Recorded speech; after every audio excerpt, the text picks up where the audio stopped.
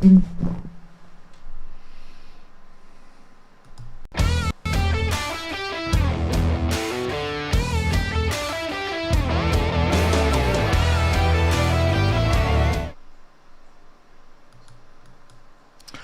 bueno, estamos aquí en esto que es El Rey va desnudo. Yo soy Mauricio José Schwartz, esto es El Rey va desnudo a fondo, en un experimento curioso que estamos haciendo en esta ocasión, porque estamos en vivo, cosa que no suele ocurrir, esto suele estar grabado.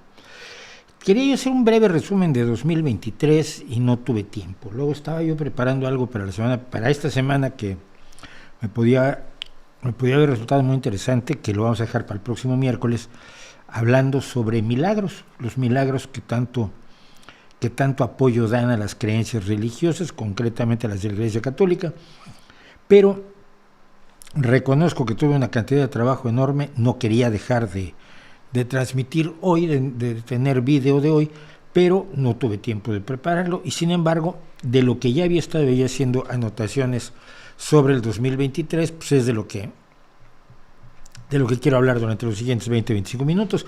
Por lo tanto, sobre todo a la gente del chat, no vamos a hablar de nada que no sea el 2023. Todas las demás inquietudes que tengan las dejamos para mañana, que tenemos nuestro streaming de la revista semanal durante 3 horas. Hoy vamos a estar aquí unos 20-25 minutos como mucho. Y bueno, la idea es esta. Miren, yo no sé, algunos lo saben, quienes no lo sepan aún, yo originalmente fui escritor de ciencia ficción. Desde muy pequeño me interesó la ciencia ficción. Escribí un montón de cuentos que publiqué por todo el mundo, allá cuando todavía el planeta era en blanco y negro y trabajábamos en la construcción en vez de grúas con apatosaurios, a los que llamábamos brontosaurios. Y en aquel entonces yo debo haber publicado unos 120 cuentos por todo el mundo. Publiqué 2 libros de ciencia ficción, 2 libros de cuentos de ciencia ficción, Escenas de la realidad virtual y Más allá no hay nada. Y después me pasé a la novela policíaca, de la cual escribí 3, antes de retirarme temporalmente. No sé si voy a seguir siendo escritor de ciencia ficción o de novela policíaca, pero de momento estoy retirado desde hace unos años de la literatura de ficción y dedicándome a escribir otro tipo de cosas. Pero hay una cosa que es cierta, y es que la década de 2020, que es la que estamos viviendo y ya bien entrados en ella, fue imaginada por la ciencia ficción como una especie de distopía infernal, robots autoconscientes, una red inteligente que controlaba todo, ultra megacorporaciones que se nos metían en la cabeza, violencia, más violencia que la que hay, deshumanización, infertilidad, pero infertilidad en serio, y decadencia. Yo creo que esto incluso ha influido en la forma en que la gente ve la realidad, porque de pronto uno se encuentra personas que te hacen un resumen de la realidad a su alrededor que es infinitamente peor de la real. Es decir, que lo están viendo todo. Hay empresas que tienen muchísima fuerza, sí, efectivamente, hay empresas que tienen un gran poder, que tienen una gran presencia, que tienen relevancia, por supuesto, por su poder económico, tienen relevancia política. Entonces controlan nuestra mente. Oye, hombre, no vayas tú hasta allá, porque fíjate que como ellos compiten entre sí, luego fracasan. No, las grandes empresas están allí siempre. No es cierto. Mira, cuando empezó la telefonía móvil, Nokia partía el queso, todos teníamos un Nokia. Nokia era la gran empresa y el Nokia está hoy prácticamente desaparecida del mercado de la telefonía móvil. ¿Por qué? Porque no supieron mantenerse al día. Entonces, muchos elementos de la realidad actual están vistos por mucha gente a través del prisma de la ciencia ficción. Y ahí hay que recordar, el robot de Terminator, ¿de dónde viene? ¿De dónde viene el T-800? Pues de 2029. Dentro de 6 años ya tenía que estar Skynet controlándolo todo y debíamos estar en una guerra horrorosa.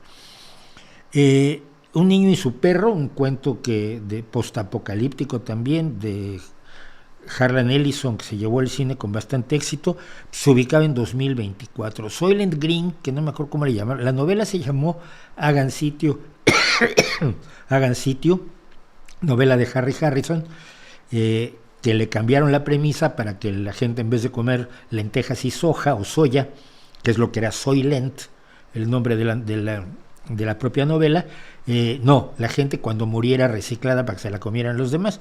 Estas cosas que hace Hollywood, además utilizaron pues obviamente a uno de los peores actores de la historia de la humanidad, que es Charlton Heston, pero también fue la última actuación de uno de los grandes actores, cuyo nombre por supuesto acabo de olvidar.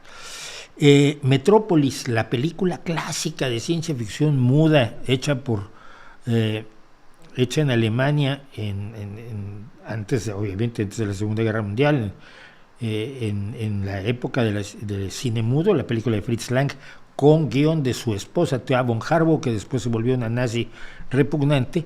Metrópolis estaba ubicado en 2026 y planteaba el mismo asunto: trabajadores que estaban peor que en la revolución industrial, que se levantaban y entonces se les controlaba por medio de un robot, el primer gran robot de la ciencia ficción, que fue María, ¿no? Esto es muy curioso porque en un momento dado, en los años 50, 60, la ciencia ficción tenía una especie de tecnooptimismo también radical, ¿no? La ingeniería y la ciencia lo resolvían absolutamente todo. La ingeniería y la ciencia resuelven muchísimas cosas, menos las ambiciones del ser humano, sus absurdos religiosos, sus creencias, sus sociopatías, sus amores y desamores, ¿no? Que eso sí no los controla ninguna tecnología. Pero la ciencia ficción tuvo esta época tecnooptimista que luego derivó en unas distopías horrorosas, de la utopía irrealizable a la distopía absolutamente horrible. Yo soy culpable de eso en cierta medida. Yo colaboré a La Paranoia del Futuro con 2 cuentos, con escenas de la realidad virtual y La Pequeña Guerra. La Pequeña Guerra era un mundo sobrepoblado donde los niños tenían que luchar en una arena de gladiadores, tenías que matar a 3 o 4 niños para sobrevivir, y entonces así se controlaba la población, y es probablemente mi cuento más famoso. Y Escenas de la Realidad Virtual, que era un mundo en el que la gente siempre vivía en la red, y que cuando se moría pues iban y recogían el cuerpo de ahí de frente a su pantalla donde tenía sus gafas de realidad virtual y sus auriculares, y no se movía y estaba prácticamente confinado como los personajes de Wall-E. Esto lo escribí yo hace un montón de tiempo. Yo frente a estas atrocidades, y luego la realidad me ha venido a decir que no hay tal, ¿no? Ni la sobrepoblación ni el miedo a la sobrepoblación era cierto, y esto mucha gente todavía se niega a admitirlo. Y por otro lado, algunas personas se olvidan de esto. Bien, el número de llegadas de turistas internacionales en el mundo entre 1995 y 2022 en millones. En 1995 viajaban 500 millones de personas que querían conocer el mundo. Oye, si puedes ver la Torre Eiffel por webcam y la puedes ver en fotos y la puedes ver de un montón en realidad virtual y demás, ¿por qué quieres irla a ver? No sé. Porque queremos ver las cosas reales, porque la realidad virtual no nos satisface del todo. Entonces se pasó de 531 hasta 1465, casi el triple en 2019. Luego atacó la pandemia nos regresó a niveles por allá de 1994, pero en 2022 ya se recuperó en gran medida el número y tenemos niveles similares a los de 2010. La gente pues no quiere vivir en la realidad virtual como yo pensaba que pues eso los podía satisfacer del todo, ¿no? Pero pues, ¿qué es la diferencia entre el porno y el sexo real? Para decirlo en pocas palabras. O sea, está muy bien la realidad virtual, pero la realidad real al final es la que más nos satisface, porque nos resulta, como diría algún charlatán, holística, nos cubre en la totalidad. Bueno, pero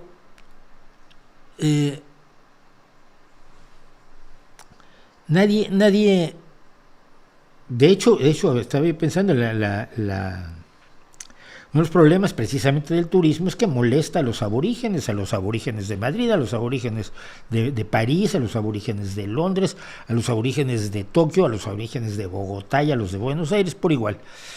Pero y además, si cada vez más gente puede viajar, las cosas no están tan mal. Por eso luego nos quejamos, es que estos turistas que son gente inculta y se está metiendo al Louvre, qué horror. Sí, hombre, qué bueno, yo estoy encantado. Cuando voy al Louvre y veo que hay gente allí que no tiene idea de quién es Caravaggio, digo, bueno, pues sus hijos la tendrán, ¿no? Pero así se empieza por algún lado. Nadie llega al arte siendo doctor en historia del arte. Las cosas no están tan mal como nos las planteábamos como se las planteaba la ciencia ficción cuando miraba la década de 2020 desde su óptica distópica y paranoica. No son perfectas, ese es el problema. Y para muchas personas, si no son perfectas, las cosas están muy mal. Si tú dices, oye, ha mejorado la situación de los trabajadores, ya han mejorado los salarios, sí, pero sigue habiendo gente que no llega a fin de mes. Cierto, no dije que fuera perfecto, dije que estamos mejor. Más gente llega a fin de mes, más gente come, pero todavía hay gente muriéndose de hambre ya, y tenemos que trabajar para que no haya gente que tenga hambre. Pero hemos disminuido el número de personas con hambre, y si no partimos de esa base, no tenemos el aliento, el ánimo, la capacidad emocional de seguir adelante luchando contra algo. Si ya nos rendimos, no, el hambre es inevitable, es que no hemos podido acabar con el hambre, pero no hemos podido, pero hemos hecho grandes avances. Hay grandes espacios en el mundo donde la gente ya no tiene hambre y antes la tenía. Es más, el mundo era un lugar de hambre salvo para los opulentos, siempre lo fue hasta el siglo XX, y la escasez se empieza a retraer, a echar hacia atrás y a ganarse la guerra contra la escasez solamente en el siglo XX. Por otro lado, es que esto lo decía Ray Bradbury, le preguntaban sobre sus predicciones del futuro, ¿no? Y él decía, es que yo no hago ciencia ficción para predecir el futuro, yo hago ciencia ficción para prevenirlo, para evitarlo. Puedo plantear un futuro horroroso como una forma de llamar la atención de que por ese camino podríamos llegar a eso, y quizás ese camino no es el correcto. Una cosa que hizo la ciencia ficción, por ejemplo, fue el plantear amenazas globales que la humanidad en general nunca ha enfrentado. Sí se han enfrentado amenazas de gran alcance geográfico, pero de las que siempre se trataba de huir. La plaga del siglo XIII en Europa sería uno de los casos, ¿no? La gente trataba de huir. De hecho, la gente que huye es la que cuenta las historias del Decamerón de Boccaccio, y gente que trata de huir es la que protagoniza La Máscara de la Muerte Roja de Edgar Allan Poe. Pero se podía huir de la plaga, pero hay cosas de las que no se puede huir, y hasta ahora tenemos verdaderamente un desafío global, un desafío que nos afecta absolutamente a todos, donde quiera que vivamos, y que es el cambio climático, el calentamiento global, que va a traer consecuencias impredecibles, aunque se intenta predecirlas, y algunas de ellas inevitables, aunque se intenta evitarlas, y que tendremos que gestionar y manejar. Pero, ¿qué hizo este año? Yo tengo algunas cuestiones personales que hablar de este año y algunas cuestiones de carácter general. Vamos a empezar quizás por lo de carácter general. La palabra del año fue inteligencia artificial, y la inteligencia artificial se dedicó a demostrar durante todo 2023 que puede ser todo menos inteligente, que hacer un remix de la realidad no es forzosamente ser inteligente. La inteligencia implica la capacidad de un pensamiento original, de un pensamiento, una creatividad que evidentemente la inteligencia artificial no tiene. Conozco y sigo a expertos en inteligencia artificial que están hasta el moño de aquellos que están viviendo del miedo, viviendo de provocar el miedo. La inteligencia artificial no es inteligente. No tiene ninguna relación con la inteligencia lo que hace la inteligencia artificial. Es una herramienta que puede ser enormemente útil, que tiene aplicaciones muy prometedoras, pero como hemos visto a lo largo de todo el año, porque hice un montón de vídeos sobre inteligencia artificial, está muy lejos de ser inteligente, ¿no? Está muy lejos de resolver un problema. Su objetivo es crear frases que sean coherentes. Estoy hablando de la generativa de verbal, el ChatGPT concretamente, que hoy precisamente estuve viendo unas cosas de trabajo con el ChatGPT 3.5. Lo que hace ChatGPT es hacer cosas coherentes, pero no tienen que ser reales. Yo le pregunté sobre mí, alguna vez lo conté aquí, y bueno, resulta que me atribuyó que escribí libros que nunca escribí, que estudié cosas que nunca estudié, que escribí en periódicos donde nunca escribí, que me dieron premios que nunca me dieron, pero los libros que sí escribí, los premios que sí me dieron, eso sí no estaba. No lo tenía porque le da igual. No busca sino ser coherente, es una especie de autocorrector, así lo definía.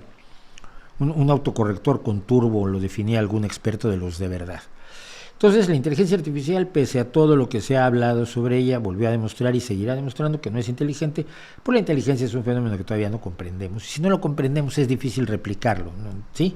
Es como si ves una persona de una época en la que no se conocía absolutamente nada de la naturaleza, un hombre de los que vivieron en Atapuerca, un homo antecesor, uno de los primeros heidelbergensis, que son nuestros inmediatos bisabuelos. Si ve un automóvil, no puede replicarlo porque no sabe cómo funciona. Y eso nos pasa con la inteligencia. Por cierto, este año también una presencia ineludible fue Elon Musk, que también demostró que no es inteligente, y lo demostró de muchas maneras. Primero comprando y destrozando Twitter, luego cambiando el nombre a Twitter para conseguir que nadie le haga caso y todo el mundo siga llamando Twitter. Eso me parece uno de los desastres de relaciones públicas y de marketing más notorios de la historia, después de la nueva Coca-Cola, que algún día contaré la historia. Sino porque los líos en que se ha metido con sus posiciones de ultraderecha, sus posiciones antisemitas, su enfrentamiento con trabajadores, que lo están llevando a tener problemas gravísimos, problemas como hemos comentado, con los sindicatos escandinavos, a raíz de que no le quiere firmar un contrato convenio colectivo a 120, 130 mecánicos suecos, y ahora lo están demandando porque las bonificaciones de 2022 pues no se las pagó a la gente de Twitter, y la gente de Twitter hoy lo demandaba.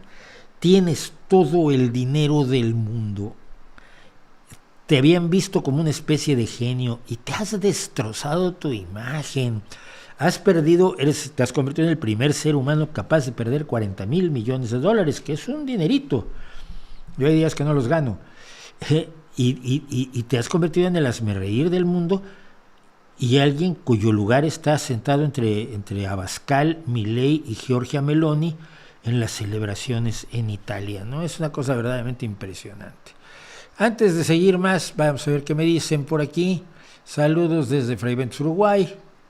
Hable del misticismo mañana. El Isaac Asimov mexicano. No, fíjate que no, porque yo nunca hice ciencia ficción dura. Isaac Asimov, que era bioquímico, primero que nada, siempre hizo ciencia ficción dura, es decir, mucho más constreñido por los límites de la ciencia. Yo exploraba el aspecto social de la ciencia, el aspecto social del cambio, el cambio y lo que podía provocar. Entonces ese fue mi trabajo toda la vida.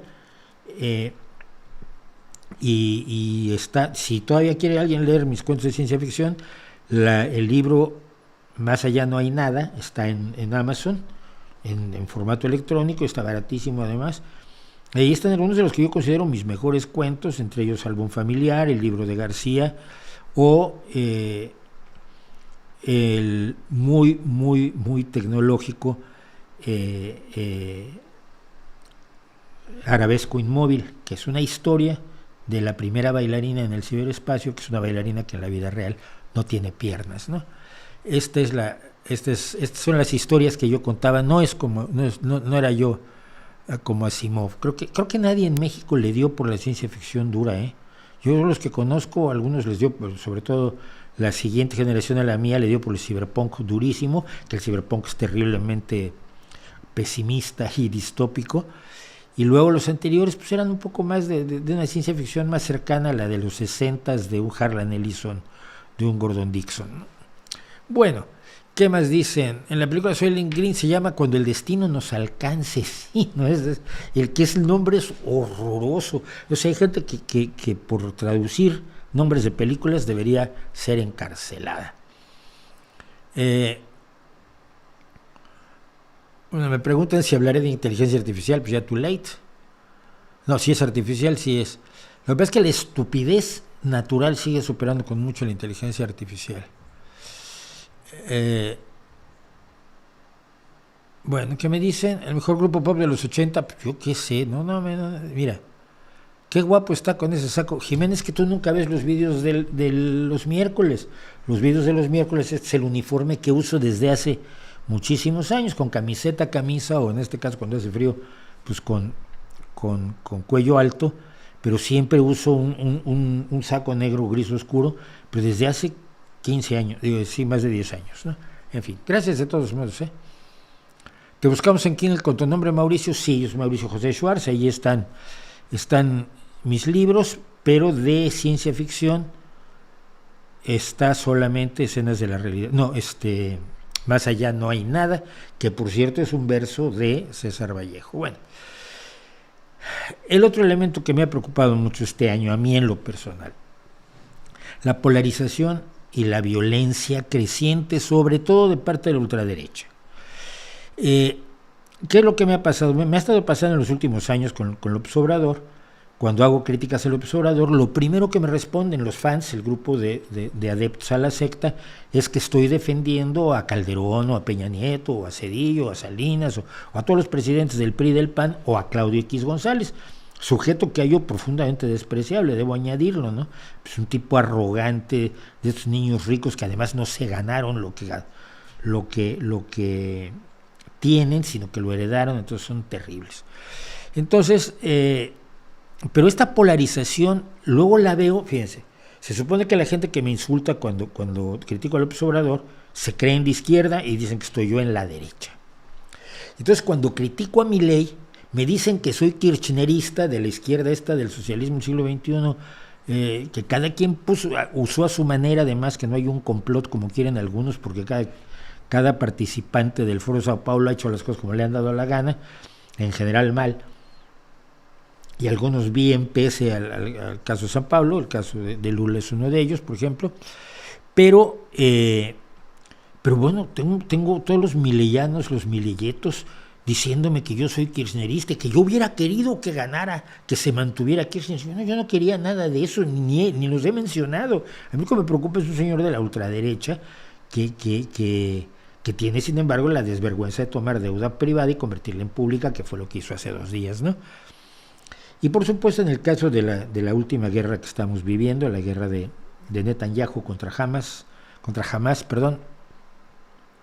donde toda crítica a Israel hace que me acusen a mí de ser partidario del terrorismo de Hamas, que nunca lo he sido. Siempre he señalado que Hamas es un elemento absolutamente despreciable desde el momento en que la carta constituyente de Hamas comienza informando que su objetivo es la destrucción de Israel y la muerte de todos los judíos. De todos los judíos, no de los israelíes, no, de todos los judíos en el mundo. Y las prédicas que hemos oído en las últimas semanas de predicadores cercanos a Hamas son eso, los mataremos a todos, no quedará uno solo de ellos. No, mira, eso es nazismo, eso lo hizo Hitler, no puedes estar con Hamas, porque Israel no va a ir a ningún lado. Pero si critico a Hamas, entonces es que soy un incondicional de Israel y de Netanyahu. Y no, mira, Israel y Netanyahu, les voy a decir que los palestinos no van a ir a ninguna parte y que es necesaria la paz, pero la paz es imposible con Hamas y es imposible con Netanyahu. Pero esta polarización, donde además cuando tú tomas una posición te atribuyen otra, es muy peligrosa porque rompe toda posibilidad de diálogo. Y aquí sí, yo lo que quiero hacer es invitar a todo el mundo a que no haga eso. O sea, si alguien asume una posición que no te gusta, no le atribuyas otra, no le atribuyas porque está en contra de algo, no le atribuyes que está a favor de otra cosa, a favor de la cual probablemente no está. El otro día, hace 2 o 3 días, en un comentario aquí en el canal, alguien decía, pues que yo no entiendo a siendo de izquierda, critica a la gente de izquierda. Y dije, ¿tienes la idea de que yo tendría que estar contra todo el que diga que es de izquierda, ya debería ser su incondicional y aplaudirle? Pues no. En fin, no dejemos que el mundo nos haga eso. Mientras tanto, vamos a hacerle un par de recorridos al mundo. En música me parece muy interesante, no solo que Taylor Swift haya sido la persona del año en Time, sino que la canción más exitosa del año sea Flores de Miley Cyrus. Y el segundo lugar estuvieron Kill Bill de ZA, que además el video es aterrador, canta muy bien, y As It Was de Harry Styles.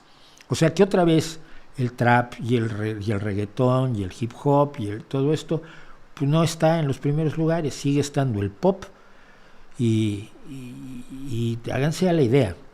Desde mi punto de vista, ya que me preguntan, no es cierto, no me preguntaron, pero para mí el álbum del año en los géneros en los que yo escucho, que es rock, blues, americana, punk celta, punk de todo tipo, etcétera. Este es probablemente mi disco del año, se llama The Only Life Worth Living, la única vida que merece vivirse, de Blackwater County, que es un grupo de punk celta que suena cada vez mejor, que tiene letras cada vez más serias, más profundas.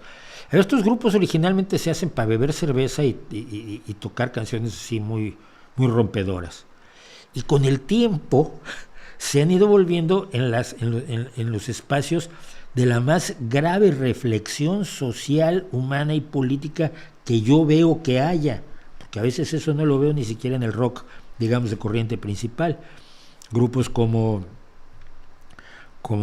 The Rum Jacks, grupos como Five Leaf Clover, grupos como Dropkick Murphys, y por supuesto Blackwater County, que tiene cosas absolutamente maravillosas, y esta es una de ellas. Pero por supuesto, por lo que yo diga de la música es lo de menos. Lo que ocurrió en realidad es lo que ocurrió en términos de que Miley Cyrus es la campeona.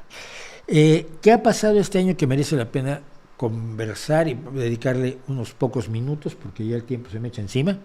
Bueno, el 1 de enero de 2023, Croacia se convirtió en el primer país que entró a la eurozona desde que lo hizo Lituania en 2015. Durante 8 años no entró a Europa ningún país nuevo. El país también adoptó la moneda como moneda el euro y se unió al área Schengen como el 27º miembro. Cualquiera que quiera entender Europa tiene que tomárselo con mucha calma, porque una cosa son ciertos tratados, como el Tratado de Schengen, que es el Tratado de libre tránsito. Otra cosa es pertenecer o no a la Unión Europea, otra cosa es pertenecer o no a la Unión Monetaria, y hay países que no pertenecen a ciertas áreas de la Comunidad Europea y no es tan fácil de entender. Pero para la gente que dice que Europa se está expandiendo a una velocidad absolutamente irreal, pues no, desde 2015 no se había aceptado a ningún miembro hasta Lituania. Me pareció muy relevante que el 17 de marzo el Tribunal Penal Internacional expidiera una orden de arresto contra Vladimir Putin y María Lvova-Belova, la comisionada para los derechos de los niños, ambos acusados de uno de los más horribles crímenes de guerra que hay, que es, por supuesto, el secuestro de niños ucranianos para rusificarlos. Hablamos ampliamente de eso en los más de muchos vídeos que hicimos este año, que ahora vamos a pasar por allí. El 4 de abril, Finlandia oficialmente se unió a la OTAN, convirtiéndose en el 31º miembro de la Alianza de Seguridad. Y aquí hay algo hablando de las polarizaciones, que a mí me llamó mucho la atención desde el momento en que Putin atacó brutal, imperialistamente a Ucrania, ¿no? El odio a la OTAN. Y yo, de preguntarle a la gente, ¿qué tiene de malo la OTAN? No, es que es un elemento de opresión que ha bombardeado medio mundo. Oye, ¿cuándo bombardeó? ¿Qué bombardeó? Tuvo 2 bombardeos en Yugoslavia, sí, hombre, gracias a ellos se paró la guerra, fíjate. Una guerra, las guerras yugoslavas, que fueron algo verdaderamente aterrador. Bueno, sí, también creo que tuvo una campaña de bombardeos en Afganistán. Y eso es horrible, sí. Oye, todas las campañas de bombardeos rusas, esas no te preocupan, ¿no? En este momento hay una en Siria, por ejemplo, y lleva 11 años esa campaña de bombardeos en Siria. No es cosa de 2 meses como los bombardeos de la OTAN en Yugoslavia. Entonces tú estás a favor de la OTAN. Pues mira, no es, otra vez que vamos en la polarización, no estoy exactamente a favor, pero no entiendo por qué estás tan en contra. Es decir, cuando la OTAN era un peligro para los países comunistas, si tú eras comunista, pues lo entendía yo, pero ni los países comunistas existen y los comunistas pues ya son un rescoldo, ¿no? de un pensamiento zombie, del marxismo, que está muerto pero sigue caminando. Entonces yo no entiendo el tema de la OTAN, pero sí entiendo que a algunos países que están amenazados por el imperialismo ruso les interese muchísimo ser parte de la OTAN, porque es una alianza de defensa. Si atacas a un miembro de la OTAN, atacas a todos y todos van a ir a romperte la cabeza. Y yo entiendo que Finlandia y Suecia Suecia acaba, por cierto, de dar un paso adelante importante ayer para afiliarse a la OTAN. Yo entiendo que quieran afiliarse a la OTAN, esté yo a favor o no en contra de esa organización, que eso sería asunto de otra discusión. Uno de los más importantes movimientos sindicales, y yo que defiendo tanto los movimientos sindicales buenos, fue el del Sindicato de Escritores de los Estados Unidos, que fueron a la huelga el 2 de mayo y estuvieron en huelga hasta el 27 de septiembre, durante 148 días, hasta que consiguieron que se respetaran sus demandas, sobre todo demandas de, oye, mira, si todo el mundo gana dinero con las repeticiones de las, por ejemplo, de las series de televisión como Friends o Big Bang Theory, que se están repitiendo en todo el mundo todos los días, y se llaman residuales en inglés, las ganancias residuales que se obtienen por la venta de esos episodios, de esas series. Entonces los actores de Big Bang Theory reciben dinero cada vez que en Grecia o en Burundi se pasa un capítulo de Big Bang Theory. Y los productores reciben, y por supuesto los directores reciben, y los que no recibían eran los guionistas. Entonces dijeron, es que también, como que sin guión no hay serie, y sin guión no hay serie, pues los guionistas tenemos derechos.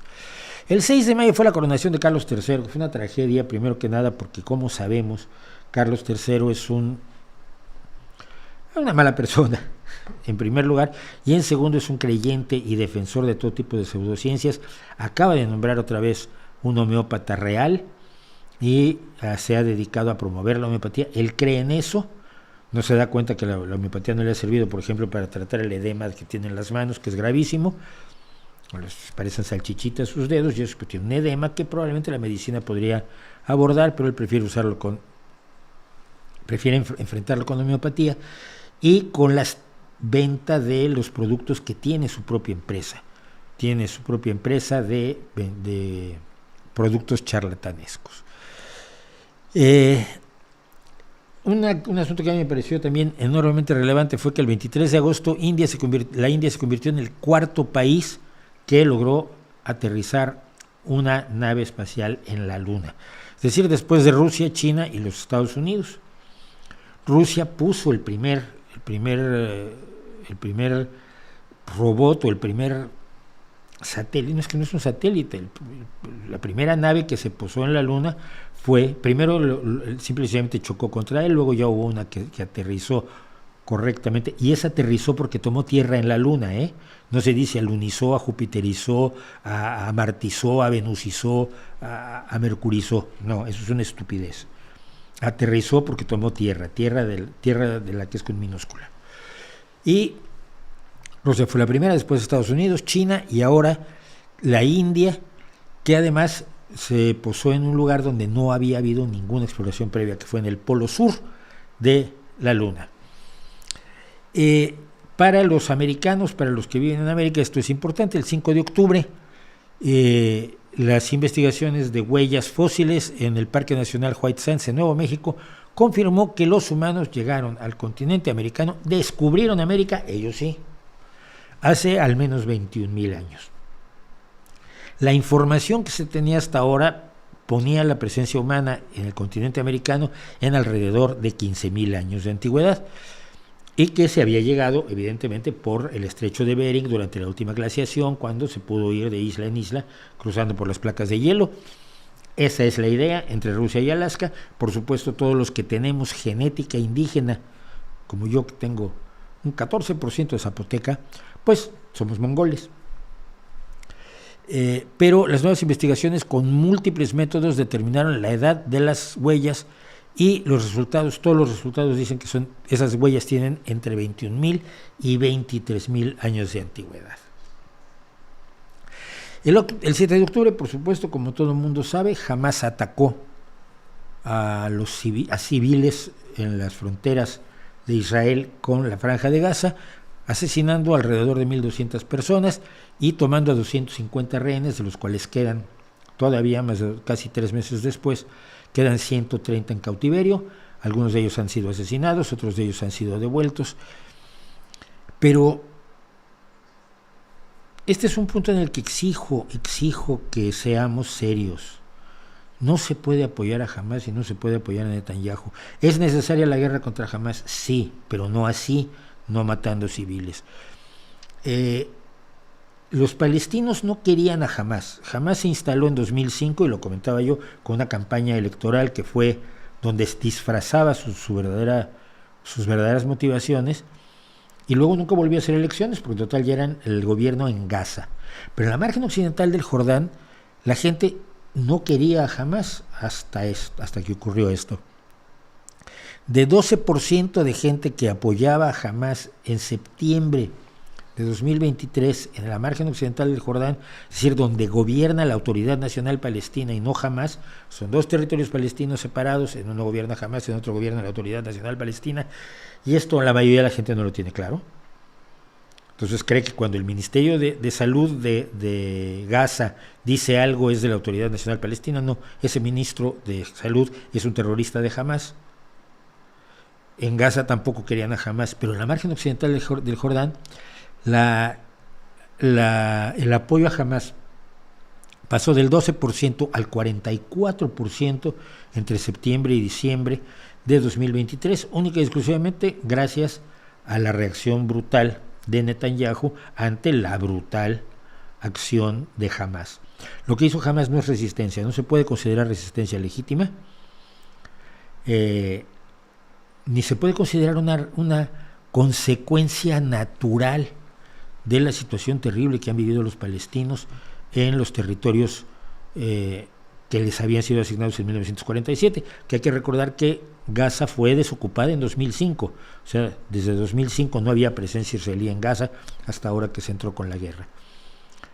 Pero tampoco se vale decir que lo que está haciendo Israel es legítima defensa y que es consecuencia del ataque de Hamás. No, las consecuencias del ataque de Hamás deberían ser, por supuesto, la persecución y guerra contra Hamás, pero no contra los civiles. Esto sé que va a ser muy difícil que la gente lo acepte. Necesitan tomar partido, y es un gran error tomar partido aquí, porque al tomar partido por uno estás despreciando la vida de los civiles del otro y viceversa. Mañana voy a contar un problema que yo tuve, un problema moral que es interesante explorar, cuando me pidieron que firmara a favor de las mujeres israelíes violadas por miembros de Hamás. Y lo raro que es que uno tenga un problema moral cuando una cosa así es de firmar automáticamente. Y finalmente, porque ya nos pasamos 10 minutos de lo que yo quería contar, no sé si hay algo más. ¿Que tienes cuenta de TikTok? No tengo cuenta de TikTok porque no tengo tiempo para atender a Twitch, no tengo tiempo para atender los shorts muchas veces. Necesito más gente que me ayude gratis, entonces eso va a estar muy difícil, ¿no?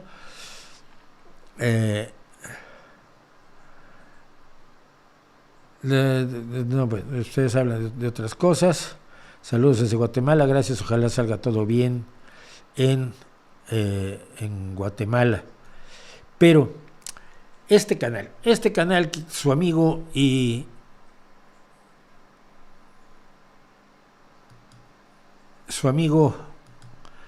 un canal que en 2023 tuvo 10.200.000 visualizaciones. Es un porrón de gente. 10 millones de personas vieron los 980 y cuántos videos, 988 videos que publicamos. En realidad publicamos 104 videos, es decir, las 52 semanas de A Fondo y las 52 semanas de la revista semanal. Son 104 videos, pero luego, como hago segmentos de la revista semanal, pues resultó que prácticamente publiqué 1,000 videos, una locura.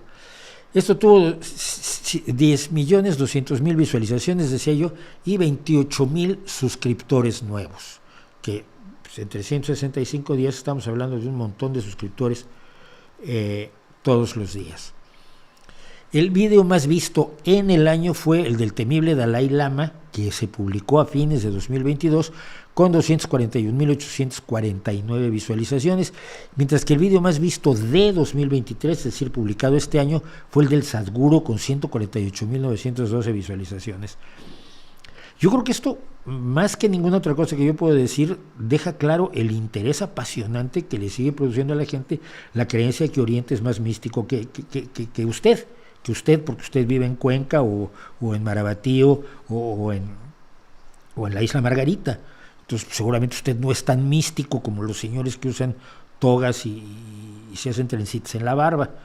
Entonces la gente sigue buscando una iluminación absolutamente irreal en Oriente, y pues esto es lo que tenemos. Pero hay un punto que mi principal público está en México, España, Estados Unidos, Colombia y Argentina, de lo cual lo menos racional me parece es lo de Estados Unidos, hasta que me acuerdo que hay un montón de hispanoparlantes en Estados Unidos y que hay un montón de gente en Estados Unidos, ¿no? En España somos muy poquitos comparados con Estados Unidos o México. Pero una cosa que aquí es a nivel de reclamación para todos ustedes, y como dices, como final, el 42% de las personas que vieron este canal, de esos 10.200.000 visualizaciones, no están suscritos al canal. No sé cuántos de ustedes estén suscritos, pero si ustedes todos se suscribieran en este momento al canal, le darían un empujón enorme al hecho de que YouTube lo recomiende a más personas. Somos 212 personas, hay 94 me gustas, 3 no me gustas, ahora trajo a su familia el del no me gusta, pero hay 100 y tantas personas que no le han dado me gusta, y yo creo que la mayoría de ustedes no están suscritos. Suscríbanse, por favor, de veras le hacen un gran favor al canal, y si les gusta el canal, por algo están aquí viéndolo, pues será bueno que nos ayuden. Así que eso es lo que más o menos tenemos que comentar del 2023. Arjona salió a decir que sí, pero no se retira de la música. Pues qué pena. Yo tampoco me voy a retirar del tenis. He decidido. No, ni del montañismo, no, del montañismo ya me retiré, ese sí ya me retiré. No, pero no me voy a retirar del ajedrez, de las competencias internacionales de ajedrez. Si me puedes ayudar gratis, búscame por privado, rvdsqs@gmail.com, está en la descripción del vídeo el correo, y pues hablamos, se lo agradeceré muchísimo. ¿Qué versión de ChatGPT recomiendas? Yo estoy usando la 3.5 porque es gratis. Se supone que la 4 es mucho más potente, pero esa es de pago y no voy a pagarlo porque me parece absurdo. Saludos desde Guatemala, también hay muchos guatemaltecos y no hay tan pocos como creen. Lo que pasa es que Guatemala es poca gente, entonces si me ven muchísimos en Guatemala, siguen siendo pocos comparados a los muchos que me pueden ver en otros lugares. El Salvador y demás. Pues nada, eso es. Suscríbanse, apoyen al canal. Estamos utilizando, por cierto, la nueva mezcladora que adquirimos para ver si nadie se ha quejado del audio, o sea que efectivamente hemos logrado tener un nivel de audio un poco mejor que en otras ocasiones, al parecer. Ya me contarán ustedes. Yo me despido. Muchísimas gracias por estar con nosotros. Y viene un año nuevo. No va a ser tan malo como creemos.